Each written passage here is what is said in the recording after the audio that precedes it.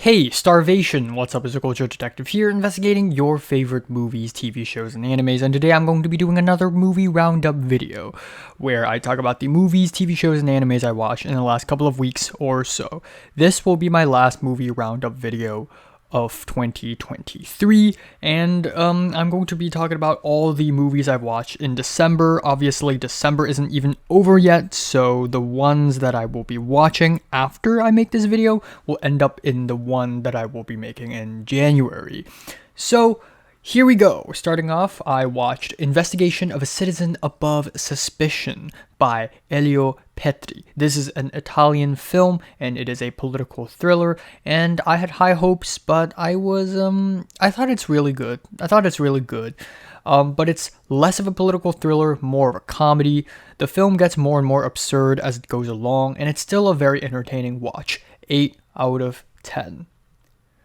Then I watched the Hong Kong film Time Still Turns the Pages, and yeah, I appreciate what it's going for, but still, it's the same cheesy, melodramatic mess of your average modern Hong Kong film. There are just too many characters in this movie, and most of their storylines are very half-baked. Some of the dialogue still feel very forced and awkward, and overall, could be better. Could be way better. 6 out of 10. Then I rewatched One Cut of the Dead during or after dinner with my family. I played it for my mom, and it was really suspenseful waiting for the plot twist because my mom really thinks that it's a straightforward zombie film when it actually isn't, and it's still such a banger of a film. Still love it. 9 out of 10. Then I watched May December by Todd Haynes. This is still one of the most well-written films of the entire year. It has amazing performances, amazing dialogue, and I love the themes exploring someone's past, their trauma, and themes of imitation, and it's such a thought-provoking film. I love dialogue-heavy films like that. 8 out of 10. Afterwards, I finally finished watching Low-Key Season 2, and you know what? I like it. A lot. This is some of the most fun, bold, and ambitious no BS storytelling Marvel has done in a while.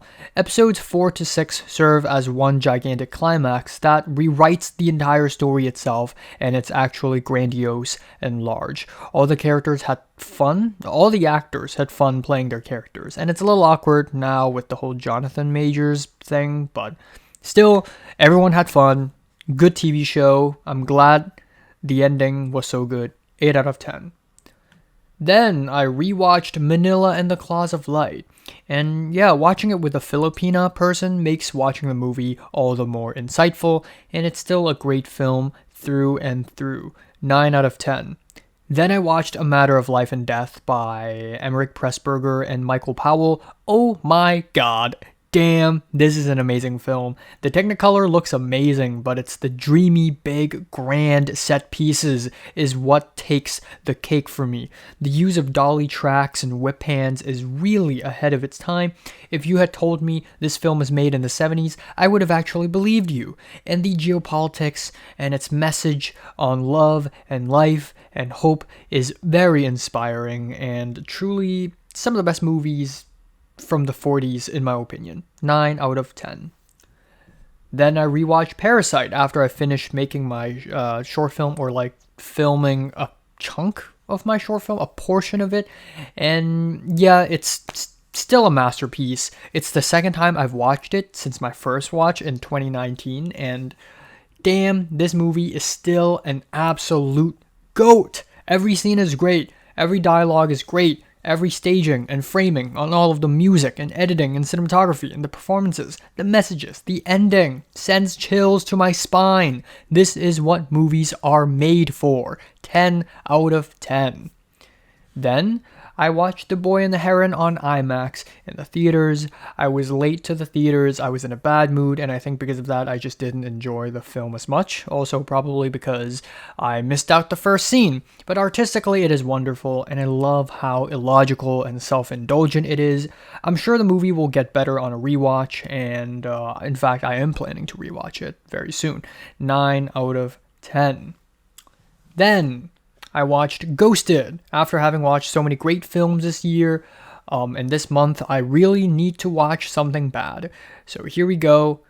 This fucking sucks. This, movies like this make romance a really cheap, silly thing. So, 2 out of 10. Then I watched Spring, Summer, Fall, Winter, and Spring by Kim Ki-duk. This is one of the most beautiful films I've ever seen, visually and conceptually. This is one of the greatest cinematic depictions of Buddhism, in my opinion, and its symbolisms and fable-like storytelling is great. And it's kind of funny because Kim Ki-duk himself doesn't even know much about Buddhism in the first place when he made this film. And that makes the film even more, I guess, in a way, like an interpretation of spirituality, which somehow makes it even more artistic and tasteful, and I'm feeling a 10 out of 10. Next up, I rewatched Tampopo.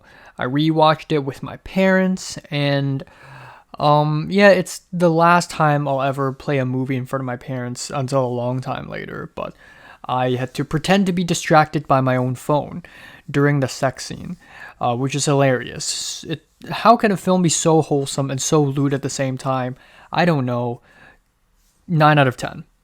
Then, the last movie I watched in Hong Kong was 8 Diagram Pole Fighter by Lau Ka Leung, and it's really, really good. It's not as good as 36 Chamber of Shaolin, but it's still really great. I love how bleak and tragic it is. The fights are as exhilarating as they can be. I love the score, the weepy strings, and the thing that's holding this movie back is its depiction of Buddhist monks choosing violence over pacifism. But overall, great film, 9 out of 10. So here we freaking go. I went back to LA, and on the plane, I watched Adaptation. It's a rewatch, and I love it even more on a second watch. It's self-indulgent, it's self-referential, self-loathing, self-aware, self-everything, and it's a masterpiece. And Charlie Kaufman is literally me for real, for real. And seriously, this is one of the most original and cleverly written films of all times. 10 out of 10. Then I went back to LA, and guess what I watched? Dream Scenario by Christopher Borgli. I loved it. It's funny, it's awkward. Nick Cage is hilarious. I just wish the ending is better. 8 out of 10. Then I finally finished watching the anime The Dangers in My Heart. And usually I avoid rom-coms, but this one is really, really funny. And it also has some of the best depictions of what it's like to have a crush on someone. So yeah, honestly, some of the best anime of the year. 8 out of 10. And last night, I finally watched Poor Things by Yorgos Lanthimos, and the cinematography and the production design is off the charts. They are all so strikingly beautiful. The story, though, could be better. It's not as interesting as I hoped it would be.